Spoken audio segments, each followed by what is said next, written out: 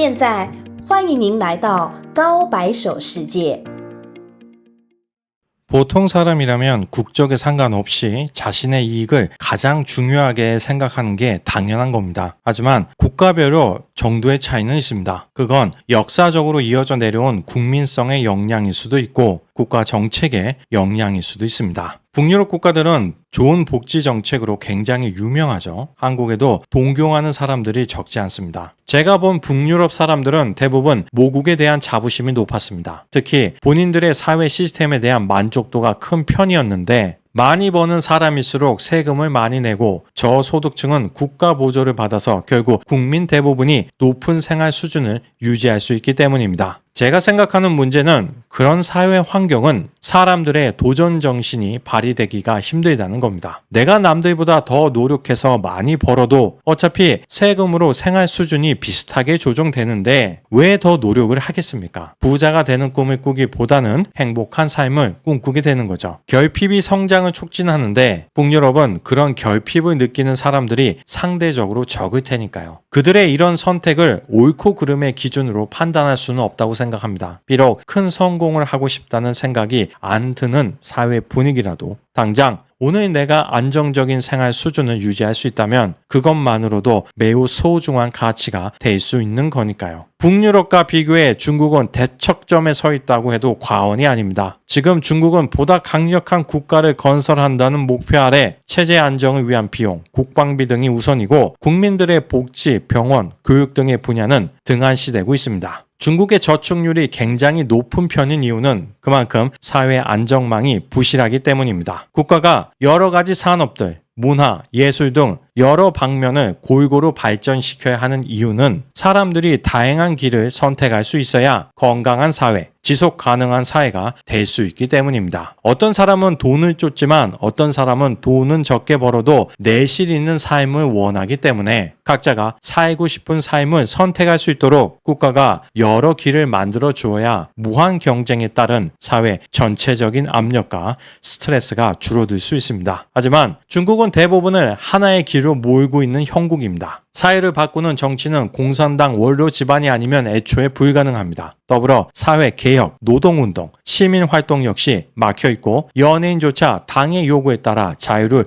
억압당하는 일이 빈번합니다. 대중문화 역시 마찬가지입니다. 수많은 규제를 지켜야 하니 자유로운 창작 활동이 불가능하죠. 또한 어떤 분야든지 이미 기득권층이 인맥관계를 통해 자신의 영역을 지키고 있으니 새로 진입하기가 매우 어렵습니다. 물론 전 세계 어느 나라나 마찬가지 상황이지만 중국이 특히 더 큰 문제인 이유는 민주주의 국가는 선거라는 제도를 통해 권력이 바뀌지만 중국은 1949년 이후로 계속 공산당만 권력을 가지고 있으니까요. 지난 70년 동안 공산당을 중심으로 얼마나 깊은 혈연, 지연, 관계가 형성되어 있겠습니까? 그런 관계를 보통 집에서 태어난 일반 중국 인민이 뚫고 들어갈 수 있겠습니까? 중국이라는 나라는 크지만 그리고 중국인은 많지만 중국 인민들이 가질 수 있는 꿈의 크기는 절대적으로 작을 수밖에 없습니다. 결국 살아갈 수 있는 방법이 매우 제한적이기에 대부분의 인민들은 이상의 실현보다는 현실적으로 돈을 버는 것, 자신의 이익을 지키고 부자가 되는 것을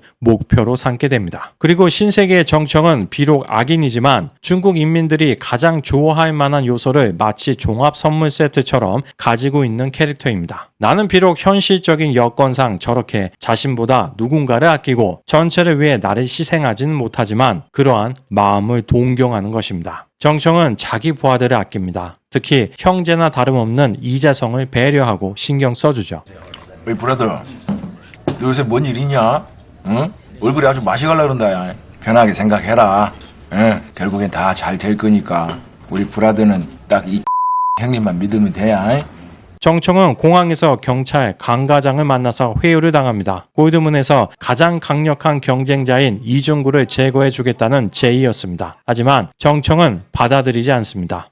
그러니까 지금 그쪽에서 중구를 처리해주겠다. 막말로 내 스폰을 해주겠다 뭐 이런 말이네요. 그렇지. 그거 봐서 알겠지만은 이대로 이사회에서 붙으면은 넌 져.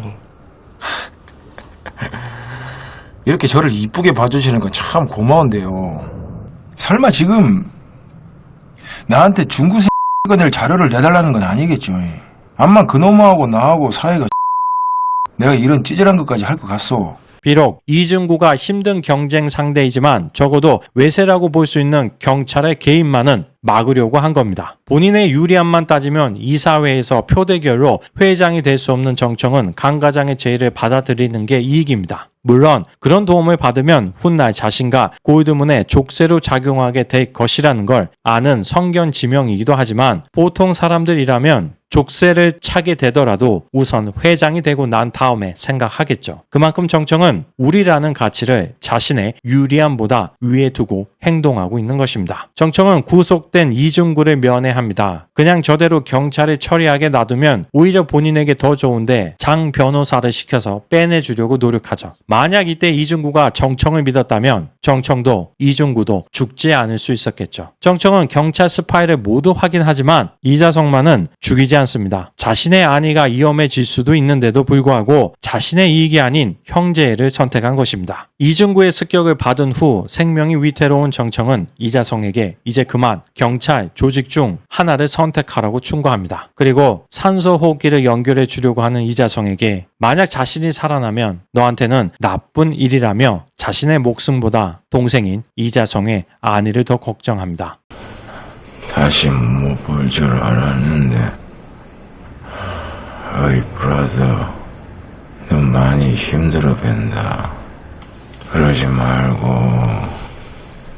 이제 그만 선택해라.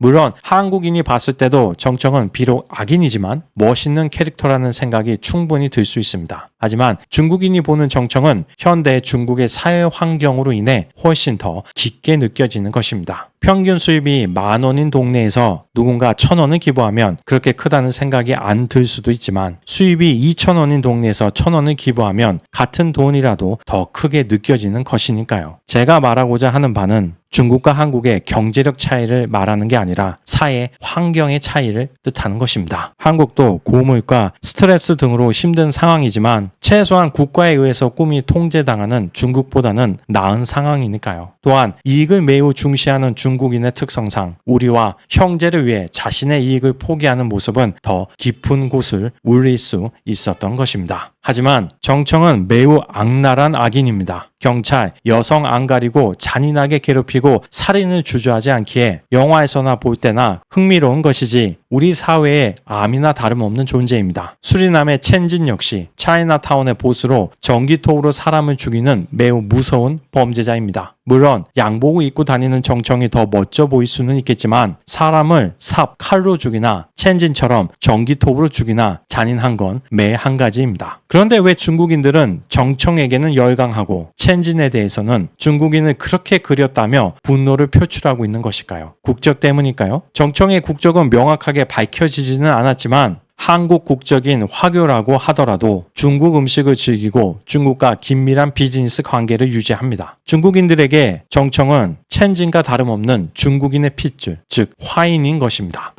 为了咱们江都省的小侄子，哎呀，小侄子啊，求求你了，千万要这样的想嫂子啊！对呀，小伙子，你说的挺好的。干杯！干杯！干杯！ 정청만 부하들을 아끼는 것일까요? 수리남군이 차이나타운을 공격할 때 첸진의 부하들 역시 그를 지키기 위해서 끝까지 목숨을 걸고 저항했습니다. 첸진이 평소 부하들에게 의리가 있고 인망이 있었기에 가능한 일이죠. 첸진은 자기 구역에 함부로 들어온 목사 일행에게 마오타이와 허거까지 대접해주는 아량이 있는 인물이기도 합니다. 既然来到我的地盘，地主之谊还是要尽一下，喝好再走。上火锅。 중국인들의 평가가 엇갈리는 이유 중 한 가지는 첸진의 조직은 경쟁자인 목사가 관시를 이용해 동원한 국가의 무력 앞에 무력하게 무너졌고 거기에 강인구에게 이용까지 당하다가 처참한 최후를 맞는다는 점입니다. 중국인을 악인으로 그렸다는 것보다 그렇게 어리석게 당했다는 것에서 더 큰 불쾌감을 느끼는 것입니다. 더 크게 보면 첸진의 비참한 말로는 결국 현대 중국을 살아가는 인민들의 모습이 투영되어 보일 수밖에 없습니다. 중국의 인민들은 수리남의 목사처럼 고위층과 교류할 수도 없으며 결국 관실을 가진 목사가 권력자를 이용해 첸진을 제거하려고 하니 별 다른 대안 없이 당할 수밖에 없었던 것처럼 중국의 보통 사람들 역시 법과 제도가 허술한 사회에서 권력을 가진 자 앞에서는 무력하게 쓰러질 수밖에 없으니까요. 하지만 정청은 비록 기습을 당해 죽을 위기에 놓여지지만 끝까지 결코 결기를 잊지 않습니다. 그가 외치는 드로아에서 운영 중에 현 체제에 당당하게 맞서고 싶은 자신의 마음속 열망이 대리 만족을 느낄 수 있는 것입니다. 이러한 이유로 중국 인민들은 같은 악인이지만 권력에 무력하게 당하는 수리남의 첸진보다는 비록 죽더라도 당당하게 맞서며 소중한 사람을 위해 자신의 이름도 잊을 수 있는 신세계의 정청을 동경하는 것입니다. 작품을 어떻게 해석하는지는 온전히 각자의 몫일 것입니다. 저는 이렇게 영상을 만들고 여러분들의 소중한 피드백을 받으며 아주 조금씩 더 중국인과 중국에 대해서 알아가고 있습니다. 비록 시간은 걸리겠지만 이렇게 조금씩 퍼즐을 맞추다 보면 언젠가는 여러분들에게 완성된 모습을 보여드릴 수 있지 않을까 생각해 봅니다. 오늘 영상은 여기서 마치겠습니다. 시청해 주셔서 감사합니다.